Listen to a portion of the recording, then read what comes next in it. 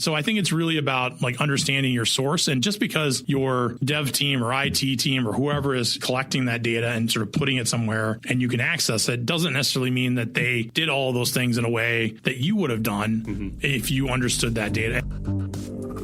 Welcome to the Schmidt List, the podcast for people dedicated to managing successful projects, developing impactful products, and building engaged teams. And now, here's your host, Kurt Schmidt. Hey, Dennis. Thanks for joining me today. Hello, Kurt. Thanks for asking me. I really appreciate it. Yeah, so I'm really excited you're here because we're going to talk a lot about analytics today. And yeah, exactly. Something everybody's very excited about. But, you know, I find it interesting because you had such a unique path to getting to where you're doing with Bigfoot analytics right now. Tell me about kind of what's that journey been for you to get into the analytics world? Yeah, so most people, when you're talking to analytics folks, they are usually coming from a computer science background or an IT background. You know, they've maybe been a developer in a previous life. My path was a social science path. So when I left, so grew up in a little town in Montana, my graduating class, 300 in the whole town. Went to Grinnell College. You know, the only way to sort of get out was an education. So I figured I need to go somewhere where I can like get a good education. So fortunately, Grinnell gave me an amazing package. So I was able to get out. And I always feel fortunate when I go back to, I'm like, can't believe I made it over the wall. I love the town. I love the beauty, but it was definitely the right thing for me. And then I went to Grinnell College and I studied political science. And that's where I kind of got into a little step into quantitative analysis. So I was studying American government and lots of voting behavior. And so a lot of the American government subject matter has become about quantitative analysis. And so then that got me to graduate school, which was at Iowa State first. My wife was going to University of Iowa Law School. So we were trying to sort of do this drive a couple hours apart from each other, which was good. And then I had an amazing experience there. Iowa State has a top 25 stat program in graduate school. And I was in the political science department, but I was taking these classes in statistics in their stat program and just kind of fell in love with doing that. So like it was the combination of sort of the social sciences and sort of the scientific method and kind of, we'll talk about that a little bit later, but getting those things combined. And then I went to University of Colorado for a PhD. I didn't finish it, but I got a lot more sort of quantitative analysis at that point. And then I kind of wanted to I thought for a while I wanted to be a professor, and then I kind of stopped the PhD. I taught social studies because I had all this knowledge of American government. So I thought, okay, I'll go impart it with high schoolers. And that's a tough road just when you're starting out, just because it takes a while for you to get tenure and things like that. And so it was kind of like, okay, an opportunity came up. My son was 1. I had no job for the fall. It was September. I didn't know what to do. And there was an opportunity at Thomson. I guess it was it West at that point? What Thomson West? One of the iterations of West to Thomson West to then Thomson Reuters. And so they had this job for a usage analyst, and they wanted somebody with some statistics background. They didn't really know sort of what they wanted exactly. And so I kind of crafted the job into, we were going to try to get insights from data around what customers were doing with Westlaw and Westlaw.com.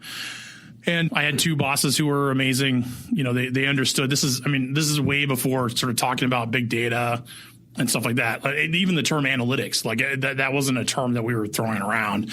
And I, kind of worked my way up. I ended up being like the only non-VP sitting around a VP table at one point, because it was my analyses were informing, what was happening with budgets, what was happening for my department and things like that there.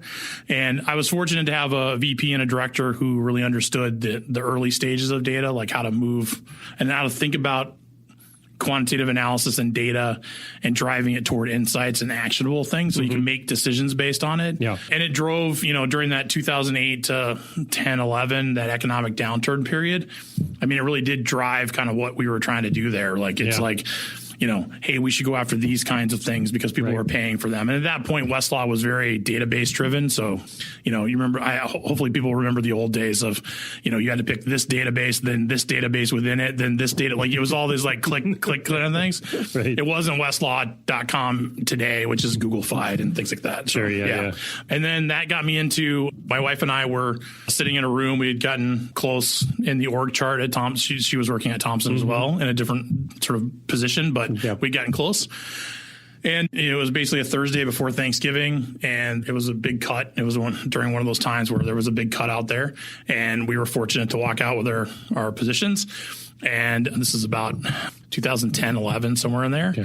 And I just said, maybe we should diversify because the data things people were, I was on LinkedIn by that point and people were talking about analytics a little bit more, and it was early stages kind of stuff. And I threw out 4 resumes, got 3 offers, increased my salary like 30%. The HR guy goes, "Why are you leaving?" I said, "Because they're going to pay me 30% more." He's like, "That's a good reason." I said, "Okay, great." There you go.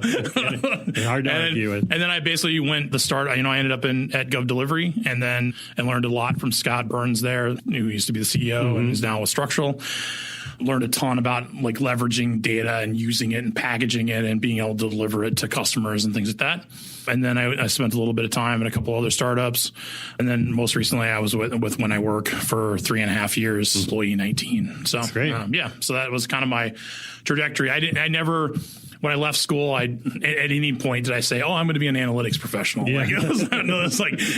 I don't think that career even kind of existed at one point. So it was like, but here we are. Yes, but here I am. Yeah. And the funny part about it is that the entrepreneurial part, the reason why I started Bigfoot Analytics, my own firm, is that my aunt growing up ran her own business, a little convenience store in town. And so 300 people, there's literally a town, you have milk and, all that kind of stuff. Yeah.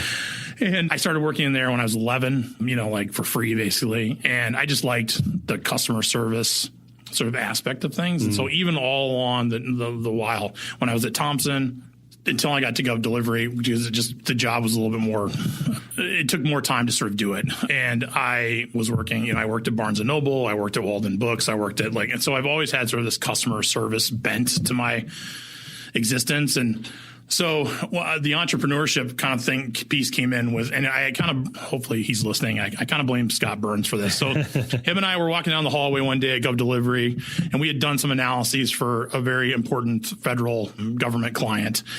And he turned to me and said, "You could make $300 an hour doing what you do." And I sort of looked at him, and he goes, "Yeah." He said, "I worked at McKinsey. I know what we could bill you out at." Right. And I was like, huh. And so that was years in the sort of the making. But it was kind of like when I finally just, was like, hey, I should consider kind of going out. And it's been really great because then I get to work with different kinds of customers. That's very cool. Yeah. So thank you for sharing that story, because what I really like you talking about in there, almost the humanizing side of analytics, which I think is really a skill set onto it itself. I think there are great people out there that can really crunch numbers and pull threads, but it's the people that can really build the narrative around those things. I've read a really great book that was called How to Lie with Statistics.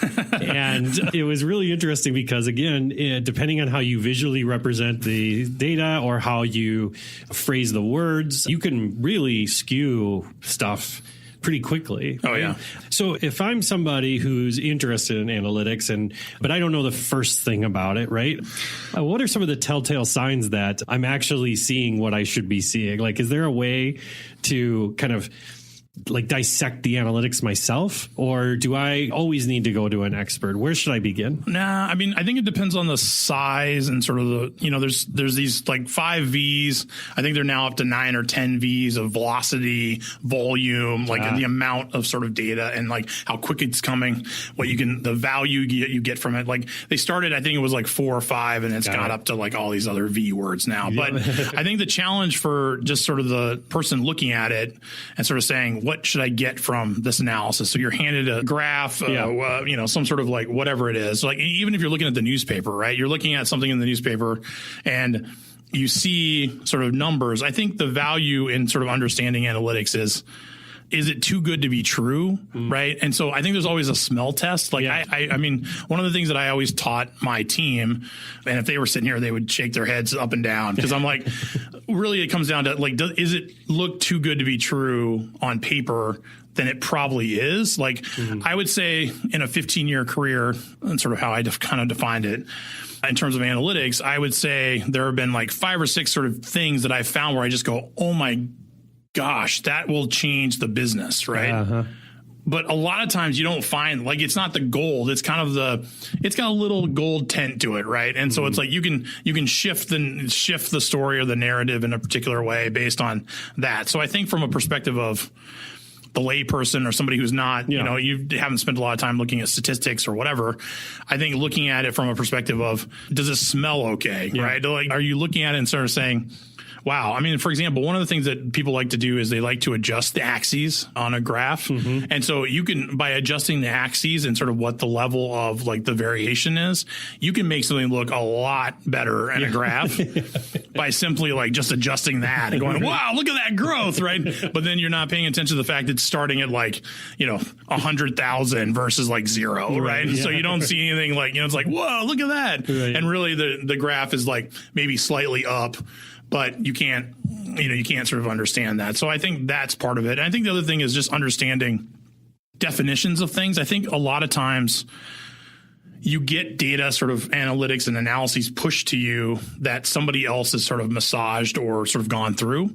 And I think understanding the definitions of those things. So for example, if you have a definition, if you have a variable of engagement, like knowing what really goes into that calculation is really important. And so I think when you're looking at something, if you don't understand, and this is why I try really hard to, like, if I'm doing a new analysis for somebody, like I usually will try to give them almost a definitions page, like a vocabulary of like, this is how I defined this, right? You can disagree with how my definition of that, but then because every analyst, and this is where the debate between technology and people comes in sometimes, which is, the technology, has biases because people are programming and running those things themselves, right? So they get biased from the people setting those things up. So if you're setting up a test, you're getting the bias of the person setting up the test. No matter what kind of tool you use, what kind of machine learning, AI, whatever it is, it's like you're getting the bias of that person. So I think the same thing comes from if you're just doing it yourself as an individual analyst.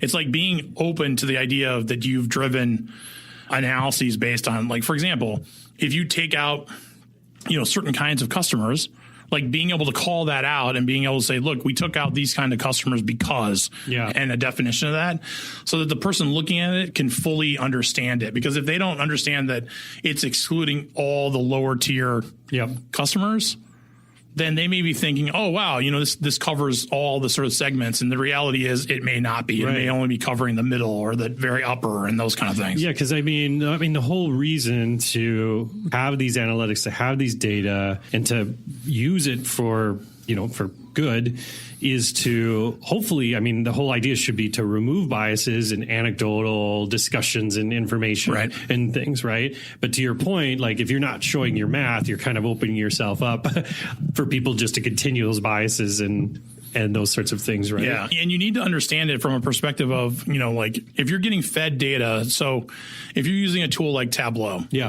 And so a lot of people use Tableau, and you have a data engineering team or an engineering team or developers, or depending on the size of your business, those kind of things, they'll have different titles. But if they're pushing that data to a place where then you can sort of manipulate and digest it and all that kind of stuff, you need to understand what that flow coming in was. And it's like, and if you don't fully understand that, then you're going to make decisions that are based on somebody else's interpretation of a piece of data. And I think you need to I think the best thing, like that managers and directors and folks who are like, boots on the ground getting stuff done in the sort of the business world, I think those folks looking at a piece of data and understanding, like, how do we come to that definition? How are we then representing that so that, and I understand that there's times when, like, some of the biggest debates I've ever had in data are with marketers, right? And I love them because they generate a ton of data and they, are engaged with data, and we talk about marketing analytics all the time, and it's great. But some of the challenges are, them and maybe the sales team are, want the best number they can get. Absolutely. And so it's like, you have to have these debates around, look, I'm not going to take out this number off the bottom, the denominator, because it would make the test invalid, right? Or whatever we tested for. And I think if you don't understand those things, and so I think just getting generally comfortable with, If somebody presents you with a piece of data that's got, standard deviation on it or a correlation or whatever, there's tons of resources to be able to look these things up now, and be able to and quickly, see videos about what these things mean and what's a hypothesis, what's an alternative hypothesis, all that kind of stuff. So what you're being presented, just be more data informed. We talk about data driven organizations and stuff like that all the time now, but it's data informed, I think and there's lots of folks here in the Twin Cities who are trying to push this idea of sort of data education and sort of understanding, because I think there's just going to be more and more of it. Yeah. And I think you need to sort of just get more comfortable with some of the terminology. And so I liken it, they talk about legislation like sausage, right? Have you seen this or heard this old, you don't want to see it made. You just want the end result. Yeah, right. I think analyses are sort of similar to that, but you need to see some parts of that in order for you to feel comfortable that, because if you want to make decisions on it. Yeah. And if you're going to go to the CEO and say, and especially if you're in an organization, it's one thing if, the startup world, that I've tended to be in lately has been, it's really quick. And so we can make changes relatively fast and be really agile. If you're in the middle of a larger corporation that's a little bit more, sort of established and it's a lot harder to move that ship, right. We need to make this change. Oh, it's going to take much longer to sort of make that change. And so if you go in with bad data or an analysis that you don't fully understand, you're going to run into somebody either at the C-level who does understand that, or you're just going to make bad decisions. And then all of a sudden it's okay, why do we make that decision? And then you're scrambling because you don't understand some of that background. So, yeah, that's really interesting, Dennis, because what I hear you saying, and tell me if I'm wrong, but it's like a maturity sort of level, is that there is data driven, or there has been data driven organizations, but that has to fuel more of this narrative driven organization, right? Where it's a mature organization has the data, it's gathering data, it's making decisions based off of it.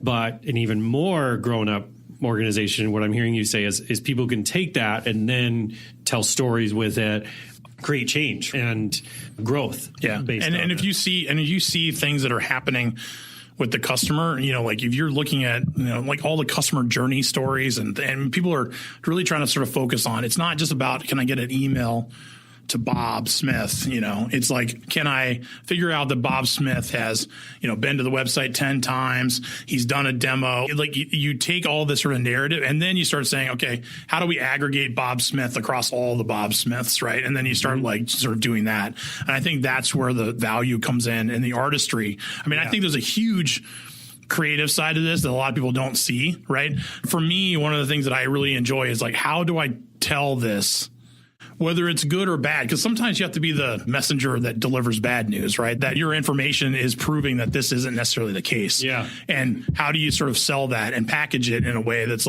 this person whose business acumen and their business, it may be the CEO, the founder who's lived, eat, sleep, breathe this thing for years, that you have to go in and say, you know what? I think we should go in this direction. Here are the reasons why, right? Mm-hmm. And I think that's a real challenge for some people. And Absolutely. I think, and sometimes, I definitely have been caught where, being the one who delivers the bad news is not the best situation. No, right? I can see how you could be the bearer of bad news in certain situations. I myself have been there as well. So I had Patrick Riley on this show, who was a co-founder of Modern Survey, and he talked specifically about how, at first it was kind of let's create this new system that does better surveying because people are crap at it and whatever. And then it really, he said it really dived into what differentiated them was the narrative and the creative that would come out of the results, right? And how they then would compare those to bigger results from more broader surveys and all these different things. And I think, again, like you said, I think that's where I've seen companies be the most successful is yes, get the data, get the analytics, get all your graphs and things, but now let's spend some time on storytelling. Yeah. And I think the challenge is that it's a lot easier to collect lots of things now and to store. Just you can go Google right now, any sort of amount of data per person or whatever, and you'll see the charts. It's insane how much data is being created at any moment in time. 1 minute, I think there's a chart that's it's 1 minute of a person's life and how much data that ends up sort of generating or whatever. It's insane how much. And so even if your business is really good at collecting and storing that, it comes down to, like if you don't have conversations, and this is what happens to a lot of the smaller businesses and the startups and stuff that I've been working with lately, is that having those conversations around like, why do you want to track something? Like what's the purpose of that measure, right?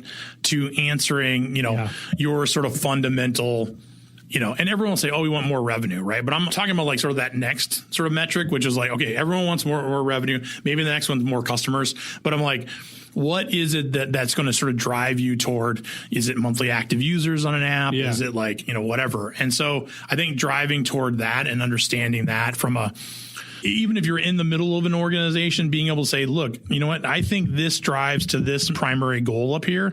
And I'm not talking about OKRs and things like that. I'm talking about like, what is going to move the business forward in some sort of growth measure or metric that you're sort of using. Right. And as the person that's kind of in the trenches, you got to be able to manage that from a perspective of, let's make sure that if we really do show 10% growth, that we can back that up. Like, it's like, we spun it 12 different ways. We've looked at it from different segments, different views, whatever it happens to be. And that 10% growth is accurate and sort of move forward. So I think that's, kind of getting people to sort of understand at that level, like you don't have to be a data expert. You just have to understand some of the language and terminology and be willing to say, I disagree with how you potentially calculated that. Now that means that you're going to get into potentially a debate with somebody who, if somebody has a fancy data scientist title or a PhD or something like that, it may take a little more convincing, right? Because they may very well be convinced that they're right. Mm-hmm. But then that gets into the situation where, perhaps you set up criteria. One of the things that we had talked about it when I work and we never did was moving down this path of like almost like having a panel, like sort of an odd number of people, right? So maybe it's, the analytics head, if it's the finance person, the CEO or whatever, but somebody needs to be able to say there needs to be a vote, right? And so it's like sort of a steering committee. Yeah. So if there's like 5 different definitions of engagement or activity, I think driving toward like,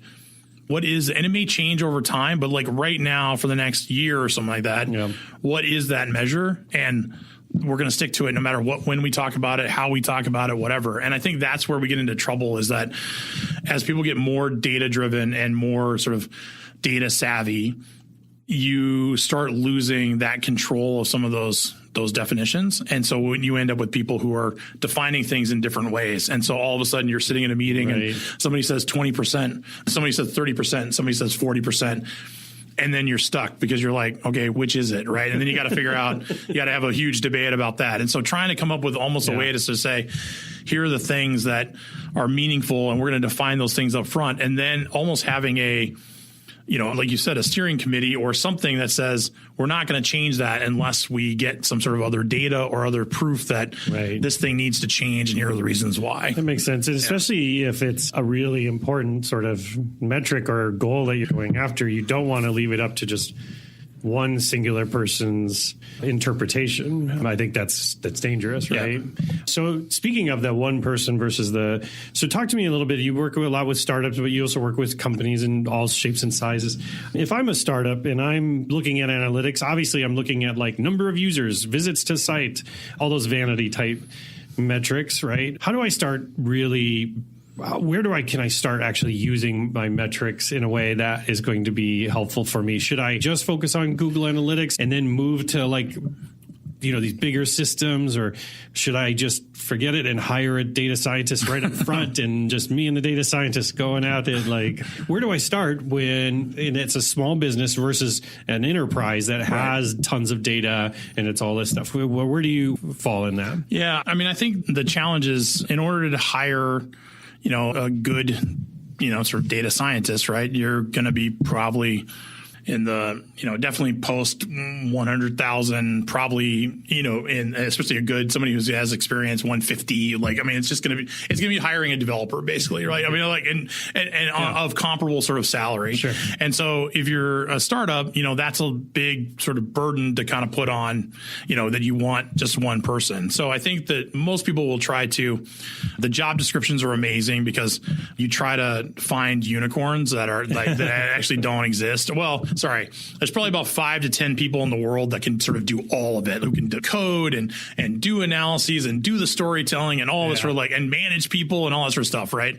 And there's probably 5 to 10 of those people in the world, right? And so I think the challenge for the startup is, what do you want to do and what are you trying to sort of accomplish? And I think doing the exploratory sort of analyses is a way to kind of get into it, which is, so you are collecting data in some sort of fashion. So you're putting, log files in AWS, or, you're just doing Google Analytics. You've got some stuff set up in there to track events. Mm-hmm. So that's one way. Like if you're not using Google Analytics as a small business, you might as well, because it's free and you usually don't have the traffic that causes the problem of now they're sampling. And so, you're not an enterprise sort of level. And if you are, that's great. Then go hire data scientists. Right. But I think if you're starting out, you're not going to get the kind of level of traffic that will cause you problems with Google and start sampling and things like that. So Google does that once you get to a certain size. They'll start saying, You're pushing it. Yeah, you're pushing it. I think it's 10 million. I think the last time I checked, it was 10 million views per month or something like that. I can't remember what it is. But it's pretty sizable.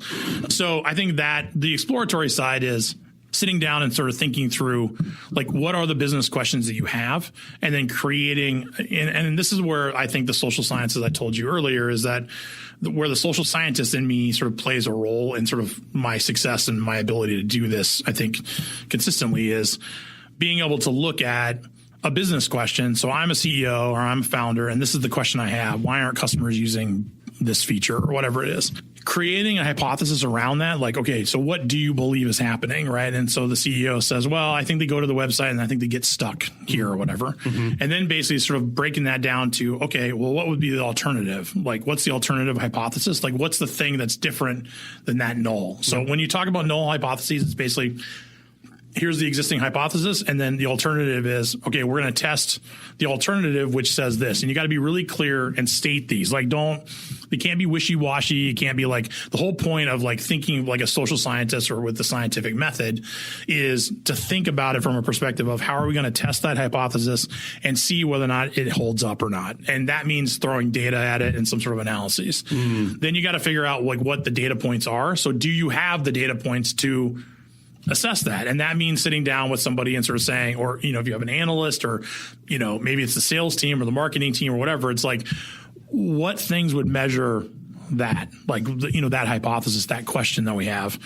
Oh, we don't have those things. Okay, well, first you got to figure out where those are at and figure out how to track them. And so then it becomes, is it Google Analytics? Is it tools like, I've used Segment before, which is a tool that does tracking and then pushes it to different platforms. There's Snowplow. There's all sorts of tools out there now, Periscope data, et cetera. So there's really good tools. And, then figuring out, okay, now we're tracking and being very specific about, let's not go track every possible thing. Let's baby step into this. And I think that there's lots of evidence of sort of analytics sort of maturity. And so it's like you start trying to answer questions, right? So here's the question I have. Mm-hmm. Here's the business. Like, we're trying to answer this because we seem to be stuck on growth or whatever it happens to be. And you start trying to answer that one, and then you answer another one, and then you answer and you start building up wins, right? Which is, from an analytics perspective, you build up wins of, now I'm starting to show real return on investment, right? And then you get to a point where you say, okay, I can't do it with, this is literally the trajectory at GovDelivery and when I work, where you've got one person, they're cranking away as hard as they possibly can. And then all of a sudden it's like, we've just got more questions, right? Like, so it just keeps building up. Like, the question becomes questions, and which is good, because then what you start doing is you start opening it up. So before long, it's not just you and the CEO. It's you and the CEO and the executive team. We started opening things up. Like, we actually had a form at both places to fill out where you basically said, what's the question you're trying to answer? Because we were trying to sort of put more value on, let's go after the questions that are high target, like they'll get us bigger growth. So if you're sitting in sales, and I remember when I worked, there was a gentleman who was an intern who's now full-time there, and he had an amazing question, but we had no data to go after this at all. Like, no way to collect the data, nothing. And I told him, I said, look, this question is amazing, right? And it came from a sales intern. This question is amazing. I'm just going to hold on to it, because I said at some point we're going to have this data, or we're going to get closer to this data, and then we'll be able to sort of answer it. And so it's just doing that, like having people start being curious about, whether it's the customer care team, this goes across every sort of department and being able to deliver those insights. So I think that's super helpful because what I've found, and I say this a lot on the show, which is I run into lots of people who collect tons of data, but they don't use it to do anything, and they don't make any decisions based off of it. So what I hear you saying is something I think really important, which is come up with those list of questions that you want to answer. And then that data will help you answer those questions, not vice versa, right? Which is like, let's collect all the data and then figure out what we should be asking or. Yeah, because sometimes you'll miss some of the things you needed to collect, because you'll just won't collect the right things, right? And then, or you'll collect things, for example, I've interacted with a lot of developers, and a lot of times you're trying to get something done, especially in a startup, you're trying to get something done fast and as reliably as possible. And so there are times when I'll just dump that into a log file, right? I'll just dump it into a cell with a bunch of and I'm like, wait, I need to be able to get that data, extract that data later and be able to actually bring insight from it, right? Yeah. And their job isn't that. Their job isn't that. It's to make the app work better or whatever it is. Yeah.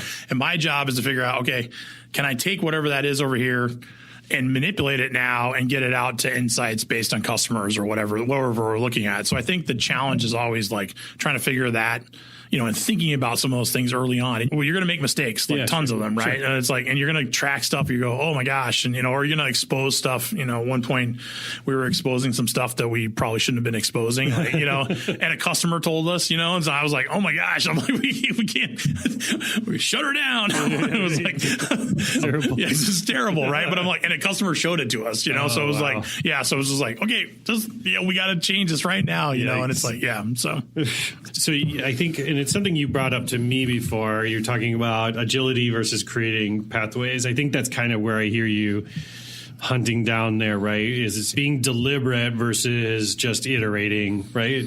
Yeah. So how do you normally coach somebody around that, especially if they're a small business or? Yeah, I mean, I think that you just have to get used to, it's almost like workshopping. I mean, one of the first conversations I end up having after sort of starting an engagement is basically sort of looking at the universe. I call it sort of the universe of data, right? Which is basically where is stuff coming from, and do you and can you map it out? So if you're the CEO and I'm talking to, I'll ask you to map it out. You tell me where the stuff is coming from, right? And sometimes they can do a really good job of it, almost ERD kind of level, I can lay it all out for you, right? It's a beautiful mind. Yeah, it's great. Sometimes it's well, I think we have GA and I think we have Salesforce, it's you're okay, so you don't really have a clue as to how this is all sort of playing together. And so I think understanding that data flow, where is information coming from and where does the information need to get to in order to sort of provide insights. And so if you're cobbling together something to push it to Salesforce, is that sustainable? No, maybe not. But for right now, it may be, right? So maybe you don't have to invest in a tool that's going to do that automatically and things like that. So I think sort of really sitting down and sort of saying why, why do you think investing in analytics and data and sort of using it from, there's the term now being used called weaponizing, right? That you're weaponizing data, right?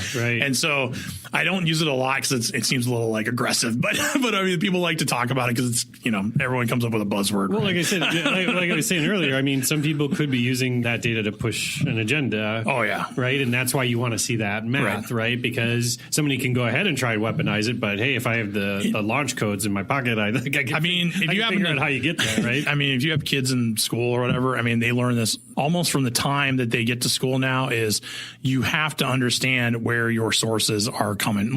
Who is your source and is it reputable, right? Yeah. And you can do lots of stuff to kind of control. I have a friend who I think his wife, a spouse or whatever, was working on a project for PBS where they're trying to, it's almost controlling what sources are coming into the search, right? Yep. Which is great. But at the end of the day, your child needs to figure that out. And I think as adults, when I'm looking at a piece of paper or I'm looking at the TV, right? I mean, you need to understand if CNN has a viewpoint and Fox News has a viewpoint, and we can debate that politically anytime offline. But I'm you have to understand that there may be bias in those views. And if there is, being able to look at a chart or a graph or whatever, some sort of, 80% of Americans think this. And it's okay, wait, it's really?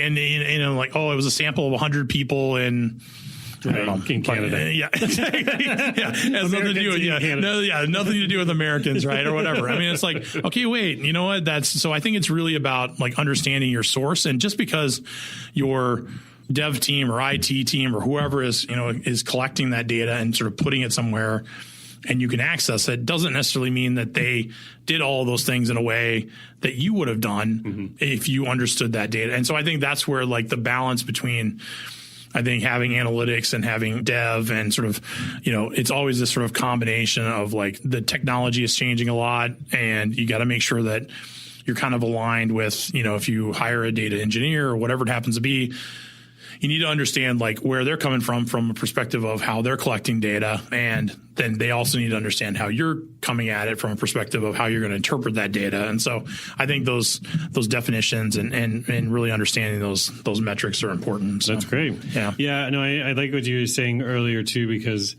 I myself have experienced the time where being a director, and you figure out this information, you bring it to the C-suite, and you're like, look, I have cracked the code. And then there's that C-suite person that's like, but you don't have this number that I have access to. Yes, exactly. And then they put it down and it just completely explodes everything you've done. Yeah, I've definitely been there. And I get going back to, but if I'm sincere in the why what I'm trying to get at, what I'm trying to get at. And we kind of do that at Foundry too, where we're doing the ask why 5 times. It's like why to get all the way to the root. Which is what I hear you saying, those numbers, right? Like, why do you need this number? Well, because of this.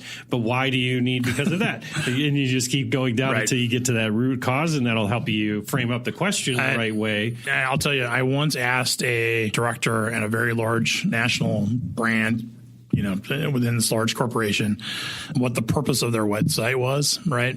And so that one was a what question rather than a why question, but it was very close, right? Yeah. I said, why do you have this website? Why does it exist? And they couldn't really answer that question. Mm-hmm. And I'm like, okay, if you can't answer that question, it doesn't matter what we do from a digital perspective or how we're going to track things or analyze it or whatever. I mean, we could give you 500 pages of a deck and have lots of different charts and graphs and stuff. It's not going to mean anything if you can't figure out like what the purpose of this thing is supposed to be. Why does it even and why does it exist, right? And just commit to, okay, we're there was one I worked with where they were a huge company, and it was basically just an online catalog, right? And it wasn't even really e-commerce from a perspective of you could buy. It was just literally like just information about all these different products. And I'm like, but they knew it like that, so it was like, okay, you can create goals and and measures around that by simply knowing that that's what the website is for. It's not, it's basically an online brochure or an online catalog, right? And it's like, and not for sale, like in the catalog way. So, but yeah, just understanding those things, I think, are really important from that middle tier sort of boots on the ground kind of folks. So makes a lot of sense. Yeah. All right. Well, we're getting close to time here. Right. So I wanted to ask just another couple of quick questions here. So, actually you had shared with me a blog post about footprint analytics that I wanted you to kind of explain to me kind of what's the concept of that. Yeah. Sounds really interesting. Yeah. So there's lots of people who talk about, there's a couple growth hackers talked about this a little bit from like a North Star sort of metric locally. But my sort of spin on this is that it's basically those footprints that kind of get you down to an insight or an actionable sort of thing. And so it's like, it's taking these sort of steps, and that's why I called it footprint. It's sort of taking these steps along the path to finding real insights and real value. And I think understanding them from don't get bogged down in, I need, 100 different metrics, 20 different metrics. Like, in California, for example, so I'm friends with, there's a company called Chartio, which is chart.io, and it's a visualization tool, right? And they came to town the CEO came to town last April via my invitation and Enterprise Rising. Casey Allen, there you go, Casey. Shameless plug. So Dave Fowler is his name. He came to town and we were talking, and one of the things that, came up was in the Y Combinator, he's gone through twice in California, once with a business before and then once with Chartio. And what he was able to do with Chartio is that they've moved to a one sort of metric or measure sort of model. And so they basically have said, we want you to drive the business toward one thing. Like, if it's growth of customers, if it's growth of revenue, whatever it happens to be, but you have to decide what that is and drive toward it rather than getting sort of bogged down in 4 or 5 pages of data points that no one really understands unless you're really in there every day. And and we saw this, even at When I Work, where it's like, we were sort of focused on a lot of different things. And then eventually we're like, okay, we're going to look at monthly active users, right? And we want to drive toward monthly active users. And we got down to a point where the screens in the office, that's what it was monthly active users. Like, and you could see it and anyone could sort of access it. They could see it every day. Like, are we growing that number or are we not? And then as you get bigger, you start getting into, okay, should we look at weekly or daily and all that kind of stuff? But it's like, that's the idea, is sort of driving people toward, don't get scared because you have so much data, right? And don't get frightened by the volume of it. What you need to start doing is sort of saying, how do we sort of start picking this apart so we can use data to drive actionable insight and really drive customer engagement, growth of customers, revenue, whatever it happens to be, but like really thinking through those things. And don't pick, even if somebody's trying to sell you, I get a lot of discussion around cohort. So cohort analysis is really popular amongst some folks. And it's just like, okay, why? Like, what is there a reason why you're doing cohort analysis? Like, there's reasons why you do it and there's reasons you don't do it. And so it's like, just make sure that, don't, just because somebody tells you should do something, it may not be right for your business and your setup. And so I think that goes from folks in the middle working hard and then folks who are owning their own businesses and founders and things like that. If all you have is some survey data, do that really well, right? And it's like, and so I help, there's a couple of nonprofits that I help that, there's not a lot of, revenue for me, but I get a lot of value out of it because it's like, hey, you know what? We can take your surveys and we can start, okay, don't change the questions, right? Don't change the questions. Just keep asking the same question. Every time you do a survey, if it's monthly or whatever it is, and then you start aggregating data and then you start getting stuff that's more scientifically valid and rigorous and things like that. Rather than, I'm going to ask this survey question and then next month I'm going to ask these and then next month I'm going to ask these. And then all of a sudden I got 10 responses over here and I've got 10 other responses and you can't really do a lot with small n sort of values. And so it's like just thinking through those kind of things. And I think as a startup or an early business, I think it's just thinking about how you're going to, what's it look like 2 or 5 years down the road? Like always sort of considering if we do this now and if we set up these things now, and even if the data is not that great, what will it look like 3 years from now when we're 10x, 20x, 100x, right? Or whatever that is. It's like, we'll be in a much better position. I mean, for example, one of the things I would really highly recommend is that, as hiring somebody, if you don't understand Google Analytics, and I will say that I do some of this, but not very much, is,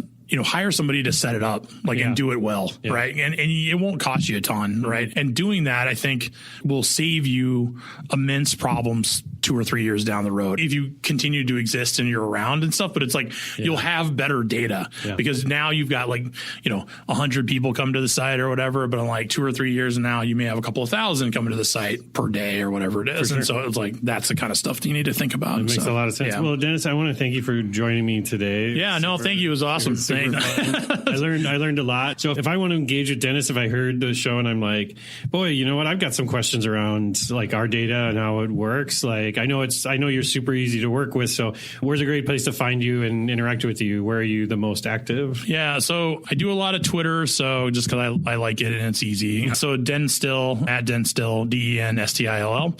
There's also a Bigfoot one as well, but it's not as, I've had more individually than I have the business. Right.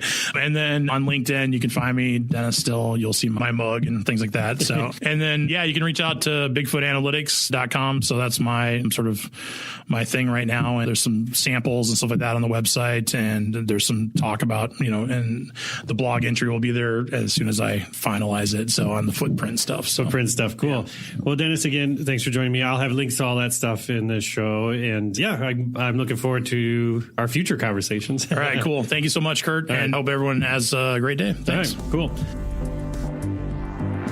Thank you for listening to The Schmidt List. If you want to learn more about how Foundry accelerates innovation, check out foundrymakes.com. And if you'd like me to speak about establishing a growth mindset at your conference or with your team, drop me a note at kurt@foundrymakes.com. Oh, and the next time you're on the internet, head to iTunes and leave the show a review. If you enjoyed this episode, please share it with a friend, because sharing is caring. I truly appreciate you taking the time to listen to the show, and I hope you have a fantastic week.